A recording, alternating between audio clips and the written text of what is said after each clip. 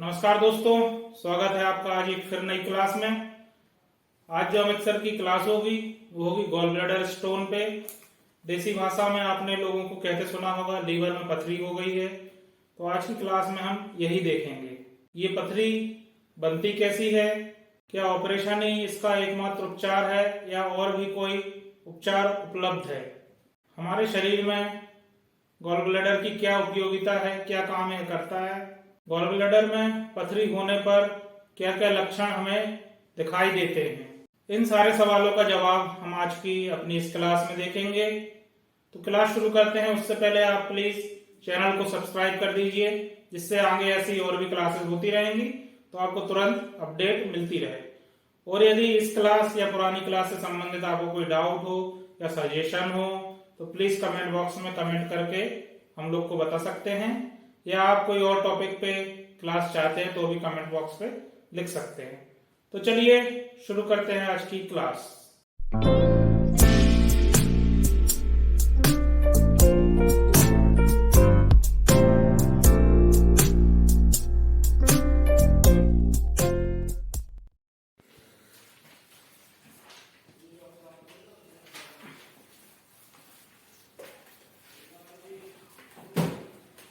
चलो gall stone पढ़ने के पहले थोड़ी सी एनाटॉमी अपन बेसिक्स देखने की होता क्या है।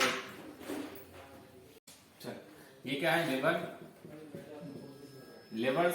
लिवर सिक्रीट करता है क्या, बाइल में कंटेंट क्या क्या होते हैं, bile salt, bile pigment, cholesterol,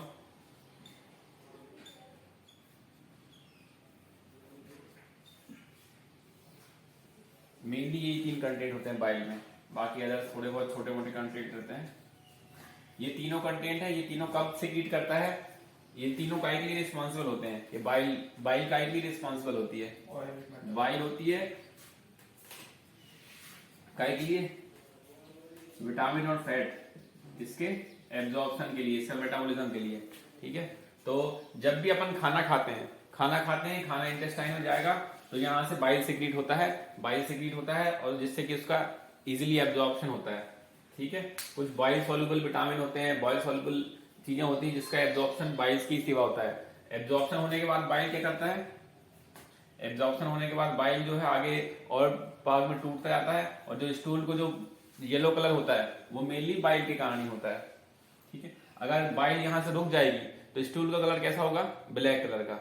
ठीक है, क्ले कलर स्टूल एक टिपिकल टर्म होता है जो कि ऑब्स्ट्रक्शन में मिलता है, क्योंकि बाइल चली गई है तो येलो कलर वहां से हट जाएगा। तो ये एक बेसिक पैथोलॉजी है, बाइल का काम क्या होता है अपने बॉडी में। अब ये कि जो गॉल ब्लैडर है इसका काम क्या है, गॉल ब्लैडर का काम एक तरीके से वेस्टिजियल ऑर्गन का है। ये सिर्फ स्टोर करने के लिए रहता है। जब अपने पास बाइल नहीं चाहिए है, लिवर से बाइल सिक्रीट हो रहा है लेकिन चाहिए नहीं है अपन को, खाना अपन ने खाई नहीं है, तब उसके लिए यहाँ से स्टोर रहता है। तो अपन जब एम्प्टी स्टमक होता है तब ये गॉल ब्लैडर डिस्टेंडेड होता है। ठीक है, जैसे ही अपन खाना खाते हैं तो गॉल ब्लैडर यहाँ से कांटेक्ट होता है तो यहाँ से बाइल जाता है यहाँ पे। ये कौन सी डक्ट है, सिस्टिक डक्ट, इसको बोलते हैं कॉमन हेपेटिक डक्ट। ये कॉमन हेपेटिक डक्ट और सिस्टिक डक्ट मिल जाती है यहाँ पे, तो इसको बोलते हैं कॉमन बाइल डक्ट। ये पूरी हो जाएगी कॉमन बाइल डक्ट। ये कॉमन बाइल डक्ट यहाँ तक आएगी। ये क्या चीज है, पैंक्रियाज से बीच में आती है पैंक्रियाटिक डक्ट। ठीक है, पैंक्रियाटिक डक्ट जस्ट इंटेस्टाइन में खुलने के पहले इससे मिल जाती है, किससे, कॉमन बाइल डक्ट से। उसके बाद दोनों मिलके इंटेस्टाइन के ड्यूडेनम के सेकंड पार्ट में मिल जाते हैं। ड्यूडेनम के सेकंड पार्ट में यहाँ पे ओपनिंग हो जाती है उनकी, एम्पला ऑफ वाटर, ये जो एरिया है वहां से ये ड्यूडेनम के सेकंड पार्ट में चले आएंगे। तो ये बेसिक एनाटॉमी है। एनाटॉमी समझना अच्छा जरूरी, क्योंकि जितनी भी पैथोलॉजी है इसकी इस एनाटॉमी पे डिपेंड करती है। काम क्या है बाइल का, लिवर से बाइल बनता है, बाइल बनेगा, बाइल में जो जो चीजें होती हैं वो अपन ने बता दी हैं। ये बाइल का काम क्या है, इंटेस्टाइन में जो है बाइल सॉल्युबल विटामिन और फैट इसका एब्जॉर्प्शन के लिए जरूरी होता है। नॉर्मली कंडीशन में बाइल जो है लिवर से जब नई जरूरत पड़ती है तो गॉल ब्लैडर में स्टोर होता जाता है, गॉल ब्लैडर में स्टोर होता है। स्टोर होने के बाद जब जरूरत पड़ती है, जैसे अपन खाना खाते हैं तो गॉल ब्लैडर कांटेक्ट करता है तो यहाँ सिस्टिक डक्ट से निकलते हुए कॉमन बाइल डक्ट में आता है, कॉमन बाइल डक्ट से होते हुए यहाँ पे पैंक्रियाटिक डक्ट भी मिल जाती है, दोनों मिलके ड्यूडेनम के सेकंड पार्ट में खुलेंगे।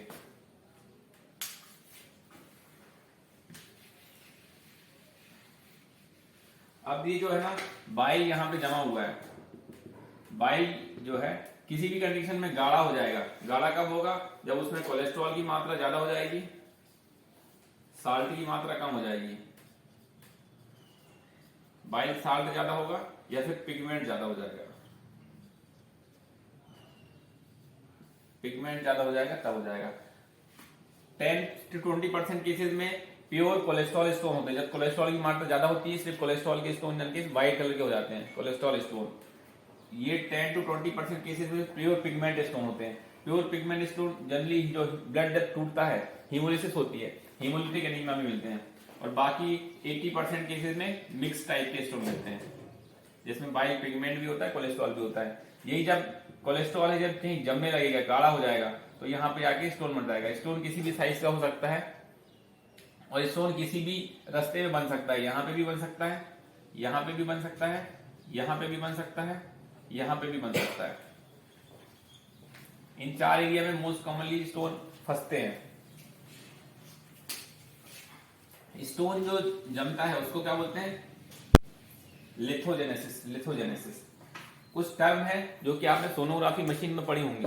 सोनोग्राफी की रिपोर्ट जब देखते हैं ना, तो उसमें रिपोर्ट्स में बहुत सारे टर्म होते हैं। वो टर्म का मतलब क्या होता है बताना।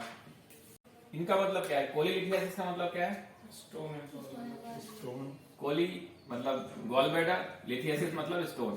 ठीक है, stone in gall bladder, cholelithiasis. कितने स्टोन होंगे कितने नहीं होंगे उससे मतलब नहीं। कोलेंजाइटिस मतलब टिस मतलब लिखा है, मतलब इन्फ्लेमेशन। कोलेंजाइटिस, कोलेंज जो है ना, यहाँ से जो डक्ट है ये बाइल डक्ट, इसको बोलते हैं। तो बाइल डक्ट है, बाइल डक्ट के इन्फ्लेमेशन को बोलते हैं कोलेंजाइटिस। कोलेसिस्टाइटिस,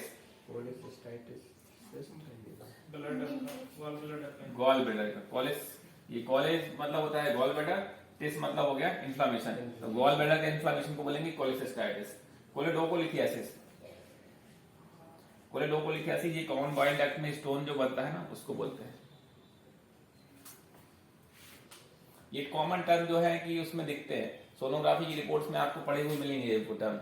जब इनका मतलब क्या होता है, ये कोलेलिथियासिस और कोलेसिस्टाइटिस मतलब यहाँ का बात चल रही है, यहाँ पे बात चल रही है, मतलब कोलेंजाइटिस और कोलेडोकोलिथियासिस।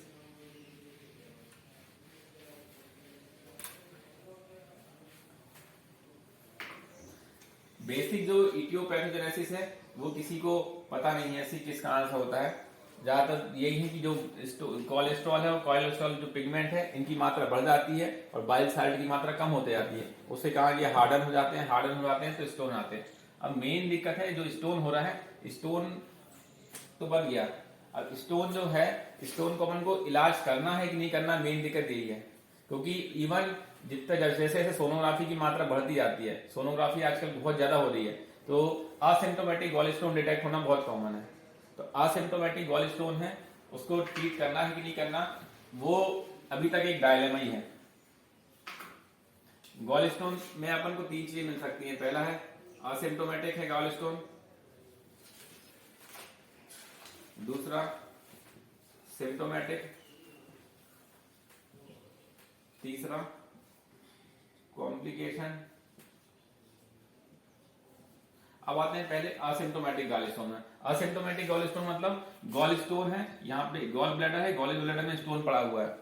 अब स्टोन चाहे सिंगल हो, चाहे मल्टीपल हो, चाहे छोटा सा हो, चाहे थोड़ा बड़ा हो, उसके ट्रीटमेंट की जरूरत है या नहीं है वो कैसे आप डिसाइड करेंगे? बताओ, कोई किसी ने पढ़ा है?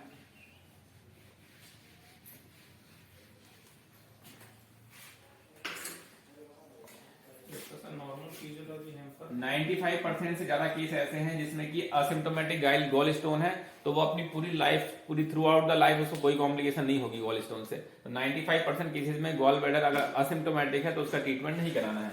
अब असिम्प्टोमेटिक गॉल स्टोन किसका ट्रीटमेंट करना है ये डिपेंड करता है।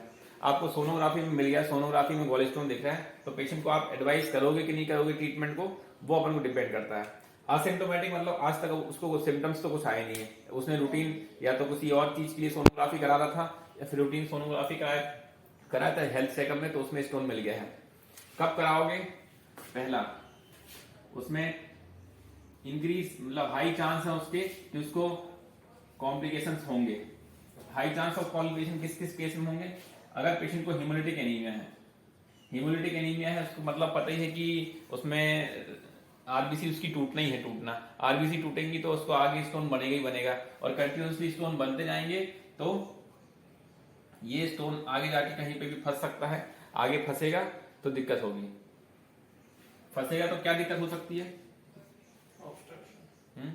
यहाँ पे देखो, यूजली एक तो नेक पे फंसेगा। यहाँ पे नेक पे फंस जाएगा तो बहुत ज्यादा दिक्कत नहीं होगी, क्योंकि नेक पे फंस जाएगा तो सब कुछ रास्ते ही बंद हो रहा है इसका। गॉल ब्लैडर यहाँ से जो बाइल होगा, बाइल भी नहीं अंदर जाएगा। बाइल भी नहीं अंदर जाएगा तो एक तरीके से आपने उसको निकाल दिया है, उसके बराबर ही काम हो गया उसका नेक पे फंसना, है ना। स्टोरेज बस नहीं होगा। तो अगर अपने ऑपरेशन में भी वही करते हैं, निकालना ही रहता है। अब यहाँ पे फंसता है, यहाँ पे यूजली चांसेस कम होते हैं फंसने के। क्यों कम होते हैं? क्योंकि जब भी खाना खाते हैं ना तो गॉल ब्लैडर कॉन्ट्रैक्ट होता है, अपने तरफ से फोर्स लगाता है। फोर्स लगाता है तो ये यहाँ से तो निकाल देता है। यहाँ पे कभी भी तुमने नहीं पढ़ा होगा कि जो सिस्टिक डक्ट है, सिस्टिक डक्ट में ऑब्स्ट्रक्शन है। ये बहुत रेयर होता है, क्योंकि यहाँ पे भी थोड़ा सा भी छोटा मोटा स्टोन हुआ, ये अपने आप से कॉन्स्ट्रक्ट करता है। स्टोन कहाँ फंसता है? यहाँ बाइल डक्ट में। बाइल डक्ट में फंसता है। फंसने के कारण वही होगा, जो दीवार है दीवार को खरोचेगा, इन्फ्लामेशन पैदा करेगा। इन्फ्लामेशन से कैस्केड चालू हो जाएगी, स्वेलिंग हो जाएगी। स्वेलिंग हो जाएगी तो पूरा ऑब्स्ट्रक्शन हो जाएगा। ऑब्स्ट्रक्शन हुआ तो सब रुक गया, बाइल डक्ट रुक गया, ऊपर ऑब्स्ट्रक्टेड जॉन्डिस जो है वो पैदा होने लगेगा। आगे जगह ये यहाँ पे कहाँ पे रुकेगा? अगर जहां पे पैंक्रियाटिक ओपनिंग है वहां पे रुक गया, या फिर स्टोन धोखे से इस डक्ट में घुस गया, पैंक्रियाटिक डक्ट में, तो क्या हो जाएगा? एक्यूट पैंक्रियाटाइटिस हो जाएगी। ये एक्यूट पैंक्रियाटाइटिस जो है ना, बहुत कॉमन होती है इस गॉल स्टोन वाले पेशेंटों में। एक्यूट पैंक्रियाटाइटिस के दो मोस्ट कॉमन कॉजेज होते हैं, पहला एल्कोहलिक और दूसरा गॉल स्टोन। तो अपन ने स्टोन के कॉम्प्लिकेशन और क्या क्या हो सकते हैं? स्टोन के कॉम्प्लिकेशन, अगर थोड़ा बहुत कुछ स्टोन है, गॉल ब्लैडर रप्चर भी कर सकता है। लगातार सीक्रेट होता रहा, उसके अंदर प्रेशर बढ़ गया, फिर यहाँ से बंद हुआ तो गॉल ब्लैडर रप्चर हो सकता है, क्योंकि कॉन्टैक्ट हुआ, यहाँ से कॉन्टैक्ट होने के लिए जगह तो है नहीं, तो गॉल ब्लैडर रप्चर के चांसेस हो सकते हैं। बहुत रेयर चांस। अब एक चीज है कि गॉल ब्लैडर मैलिग्नेंसी, ये भी एक डायलेमा वाला क्वेश्चन है कि गॉल ब्लैडर मैलिग्नेंसी होने के चांस है या नहीं है। ये देखा गया है कि गॉल ब्लैडर स्टोन में बहुत ही रेयर से रेयर चांसेस होते हैं गॉल ब्लैडर मैलिग्नेंसी होने के। अगर 10 साल तक लगातार एक स्टोन बढ़ा रहे तो उससे बिल्कुल 0.001% चांस बढ़ जाते हैं गॉल ब्लैडर कैंसर होने के। तो अगर असिम्प्टोमेटिक गॉल ब्लैडर मिल रहा है आपको तो उसको निकालना है कि नहीं निकालना, ये आप पे डिपेंड करता है। आप गॉल ब्लैडर से मैलिग्नेंसी सोच के तो उसको नहीं निकालेंगे कि आगे गॉल ब्लैडर मैलिग्नेंसी ना हो जाए। लेकिन ये बात है कि गॉल ब्लैडर मैलिग्नेंसी एक बार हो गई तो उसका कोई इलाज भी नहीं है। मतलब उसके बहुत सबसे बेकार कैंसर में एक होता है गॉल ब्लैडर कैंसर, जिसकी 5 ईयर सर्वाइवल ऑलमोस्ट 6 मंथ होता है। तो भले चाहे बहुत कम चांसेस हो, लेकिन चांसेस तो है गॉल ब्लैडर मैलिग्नेंसी के लिए। तो फिर अपन पेशेंट टू पेशेंट पे देखना रहता है कि पेशेंट को कॉम्प्लिकेशंस कितने होने के चांसेस हैं, कॉम्प्लिकेशंस आगे गॉल ब्लैडर का ऑपरेशन कर दिया जाए तो अफोर्डेबिलिटी कितनी है, सब चीजें देखनी आती है। फिर पेशेंट को ओपिनियन दिया जाता है कि आपको गॉल ब्लैडर निकालना है कि नहीं निकालना। अगर मल्टीपल स्टोन्स है नेक के पास पड़े हुए हैं, मल्टीपल स्टोन्स है और नेक के पास पड़े हुए हैं, तो अपन को ज्यादा चांस है कि ये नेक से तो बाहर निकलेगा। ठीक है। पेशेंट क्रोनिक एल्कोहलिक है, उसको बोलना पड़ेगा कि यहाँ से निकला और पैंक्रियास में चला गया तो वैसे ही तो एल्कोहलिक है, ऊपर से पैंक्रियाटाइटिस भी हो गया तो और गड़बड़ हो जाएगा। तो chronic alcoholic patient, obese patient है। ओबेस पेशेंट में क्या होता है? कोलेस्ट्रॉल बढ़ ही रहता है। और एक इसमें इंपॉर्टेंट है प्रेगनेंसी जो है। प्रेगनेंसी में क्या होता है? प्रेगनेंसी में एक तो कोलेस्ट्रॉल ज्यादा सीक्रेट होता है, दूसरा ये है कि जो गॉल ब्लैडर की कॉन्ट्रैक्टिलिटी है वो कम हो जाती है। तो प्रेगनेंसी में भी गॉल स्टोन होने के चांसेस ज्यादा होते हैं। एक होता है जो पेशेंट जो ओरल, जैसे इसमें कोलेस्ट्रॉल स्टोन बनते हैं तो अपन चाहते हैं कि कोलेस्ट्रॉल वाली मेडिसिन दे दिया जाए, हाइपोलिपिडेमिक ड्रग। इसमें उल्टा होगा, अगर आप हाइपोलिपिडेमिक ड्रग दोगे तो क्या होगा? ब्लड में कोलेस्ट्रॉल कम हो जाएगा तो लिवर और सीक्रेट करने लगेगा कोलेस्ट्रॉल। तो अगर कोई पेशेंट स्टेटिन्स ले रहा है, हाइपोलिपिडेमिक ड्रग्स ले रहा है, तो उसको ज्यादातर चांस है गॉल ब्लैडर स्टोन होने के। उल्टा है कि आप ड्रग लोगे तो आपको ज्यादा चांस होंगे।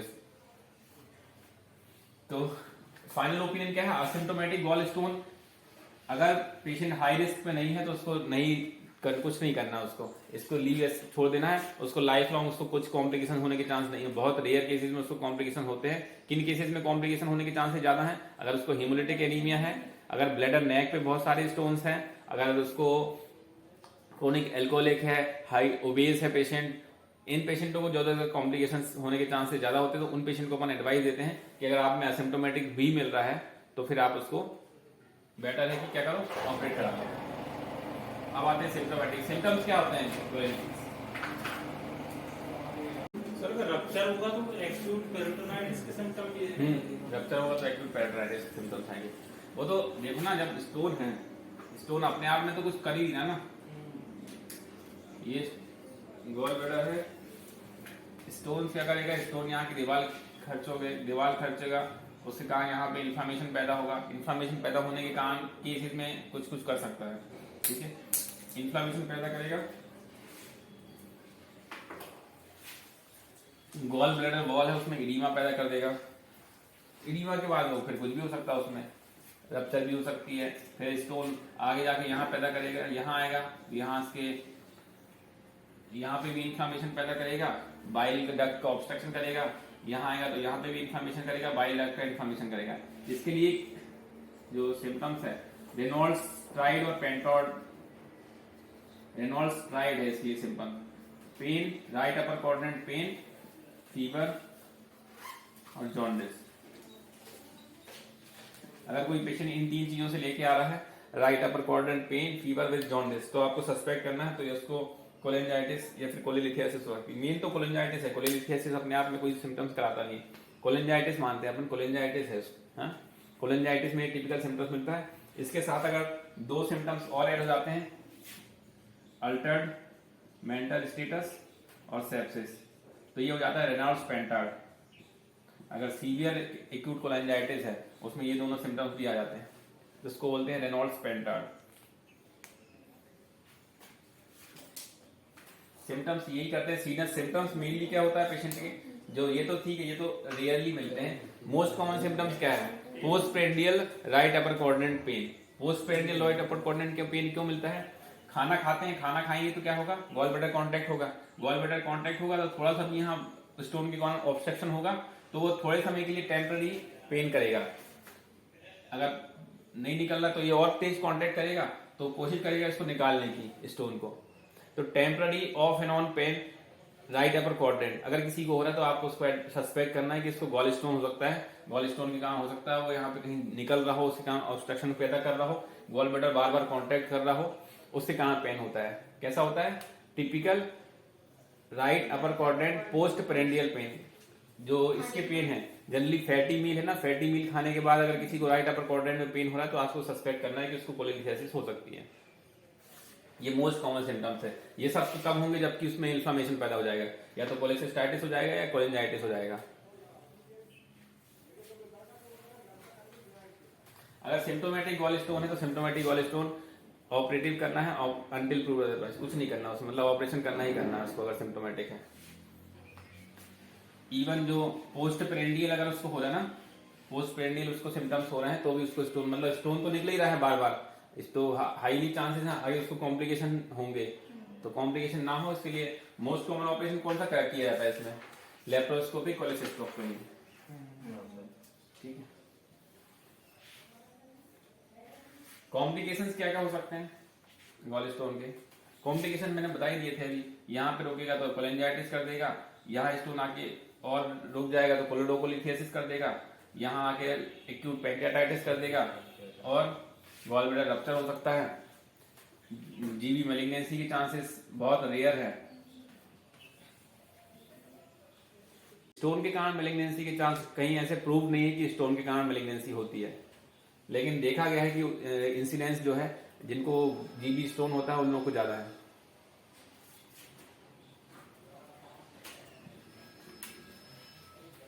आगे क्या स्टोन पढ़ा दें। एक और टर्म होते हैं ERCP और MRCP। क्या होता है? ये इन्वेस्टिगेशन है। ये अपन को पेशेंट को एडवाइस करने रहते हैं। कब एडवाइस करने रहते हैं?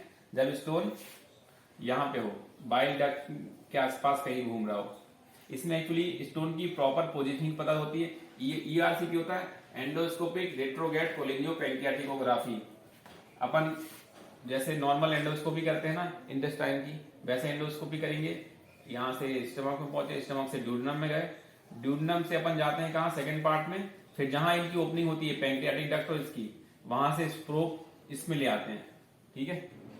इसमें लाके फिर देखते हैं कि है एग्जैक्टली है क्या, यहाँ पे स्टोन है कि क्या है, इन्फ्लामेशन है। अगर कुछ इन्फ्लामेशन होता है या फिर कुछ ग्रोथ दिखती है तो उसकी बायोप्सी ले लेते हैं। स्टोन होता है तो उसको पकड़ के बाहर निकाल लेते हैं। जो भी चीज है, अगर उनको लग रहा है कोई ग्रोथ है तो ग्रोथ से बायोप्सी ले लेते हैं। अगर कुछ लग रहा है कि कोई स्टोन है जो ऑब्स्ट्रक्ट कर रहा है तो स्टोन को निकाल भी देते हैं। एमआरसीपी होता है मैग्नेटिक रेजोनेंस कोलिंजियोपेंक्रियाटिकोग्राफी। मैग्नेटिक रेजोनेंस कोलिंजियोपेंक्रियाटिकोग्राफी ये होता है ईआरसीपी जैसा है, बस इसमें कुछ कर नहीं सकते अपन, एमआरआई बस करते हैं। सिर्फ अपन को पाथवे आदमी समझ में जाएगा, स्टोन समझ में जाएगा कहाँ पे है, लेकिन उसमें अपन कुछ इंटरवेंशन नहीं कर सकते। इंटरवेंशन के लिए ईआरसीपी करनी पड़ेगी। तो बेटर ईआरसीपी होती है, ईआरसीपी करते हैं आजकल, एमआरसीपी कम करते हैं। जैसे आपको लगा कि गॉल ब्लैडर स्टोन है तो ईआरसीपी, कुछ आजकल वो भी करते हैं ईआरसीपी गाइडेड। क्या करते हैं, स्टेंट डाल देते हैं। यहाँ पे जैसे कैंसर है, यहाँ पे कैंसर ग्रोथ हो गई है ना, ये डक्ट है, डक्ट में कैंसर की ग्रोथ हो रही है। ग्रोथ होने के कारण यहाँ पे डक्ट बंद कर दी उसने, तो क्या करेंगे, इतना एरिया अलग करके यहाँ पे स्टेंट डाल देंगे। स्टेंट डाल देंगे जिससे कि वो उसको रोके रखेगा। तो ईआरसीपी गाइडेड स्टेंट भी डाल देते हैं जिससे कि अपना बाइल फ्लो तो होने लगेगा, पेशेंट को जो ऑब्स्ट्रक्टिव जॉन्डिस हो रहा है वो कम हो जाएगा। लेकिन ये स्टेंट भी फिर 6 महीने चलता है, फिर वो लॉक कर देता है वो कैंसर सेल। उसकी कुल मिला के उसकी लाइफ बढ़ाते हैं, बस और कुछ नहीं है इससे। ब्लड टेस्ट क्या कराना चाहिए? एक्यूट इसमें वही मिलेगा, jaundice, sign of obstructive jaundice मिलेंगे, पेन फीवर के साथ सेप्सिस मिल जाएगा, लिवर एंजाइम्स थोड़े बहुत एलिवेटेड मिलेंगे। गॉल ब्लैडर की डिफरेंशियल डायग्नोसिस, गॉल ब्लैडर जहां पे है एक्यूट कोलेसिस्टाइटिस की डिफरेंशियल डायग्नोसिस में एक्यूट पैंक्रियाटाइटिस भी आएगा, एक्यूट अपेंडिसाइटिस भी आएगा, इंफीरियर वॉल एमआई भी आएगा, गैस्ट्राइटिस भी आएगा। सब एक ही जगह पे हैं। डिफरेंस कर सकते हैं सर सोनोग्राफी से? डिफरेंस देखो, डिफरेंस रहेगा टिपिकल, उसको पोस्ट पेरेंडियल पेन बताता है वो। पोस्ट पेरेंडियल पेन सोनोग्राफी में तो दिख ही जाएगा, गॉल ब्लैडर वॉल एडीमा और स्टोन दिख जाएंगे तो डिफरेंशिएट हो जाएगा। बिना क्लिनिकली आपको 100% क्लिनिकल डिफरेंशिएट नहीं कर सकते आप कि उसको एक्यूट कोलिंजाइटिस ही है। वो आपको गैस्ट्राइटिस, पैंक्रियाटाइटिस, अपेंडिसाइटिस और कई बार इंफीरियर वॉल एमआई, तो ये चारों के सिम्टम्स एक जैसे मिलेंगे। यहाँ पे दबाओगे तो सबको ही पेन होने लगता है ठीक है। तो ईसीजी में वही लीड्स में आएगा वो तो। ईसीजी में एक्यूट एमआई की, यहाँ कोलेसिस्टाइटिस में भी टी वेव इन्वर्जन मिल सकता है वही बात है, 2-3 AVF में आएगा टी वेव इन्वर्जन उसमें भी मिल सकता है। एंजाइम से क्लियर हो पाएगा अपन को, ठीक है। और कुछ सिम्टोमेटिक अगर गॉल स्टोन है तो उसको ऑपरेटिव करना है। असिम्टोमेटिक गॉल स्टोन है तो उसको अपन दे सकते हैं कि भैया अर्सोडियोक्सिकोलिक एसिड खा लो, उससे थोड़ा बहुत कम होता जाएगा, महीने 2 महीने सालों में कम हो जाएगा। अब अर्सोडियोक्सिकोलिक एसिड थोड़ी कॉस्टली भी पड़ती है, साल असिम्टोमेटिक पेशेंट खाएगा ही नहीं। तो मेन ये गॉल ब्लैडर की क्लास इसलिए लिए क्योंकि बहुत कॉमनली अपन को सोनोग्राफी में अपन को आता है कोलेलिथियासिस। तो सोनोग्राफी में अगर अपन ने देख लिया है तो आगे उसको एडवाइस क्या करना है अपन को, तो उससे प्रॉपर हिस्ट्री लो उससे। अगर उसको स्टोन का देखो, स्टोन मल्टीपल स्टोन नेक्स्ट पे तो नहीं है, उसको कोई हेमोलिटिक एनीमिया के चांसेस तो नहीं दिख रहा, हेमोलिटिक्स तो नहीं दिख रही है।